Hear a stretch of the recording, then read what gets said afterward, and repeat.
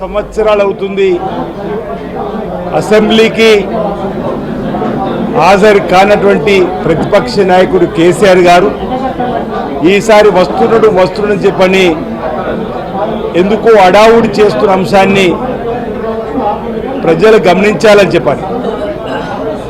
వస్తున్నాడంటే విచిత్రంగా అనిపిస్తుంది. వారు ఎమ్మెల్యేనే కదా, వారు ఎమ్మెల్యే అయిన తర్వాత ప్రతిపక్ష నాయకుడికి ఎంపికైన తర్వాత ప్రజలు ఎమ్మెల్యేగా ఎంపిక చేసిన తర్వాత వెళ్ళాల్సింది అసెంబ్లీకే కదా అనేటువంటి ఆలోచన ఎందుకు వాళ్ళు మరిచిపోతూ ఈ మాట మాట్లాడుతున్నారు మాకు అర్థమవుతుంది. వస్తున్నాడని చెప్పనేటువంటి పదే ఏదో గ్రాఫ్ పెంచుకునే ప్రయత్నం చేస్తుంది.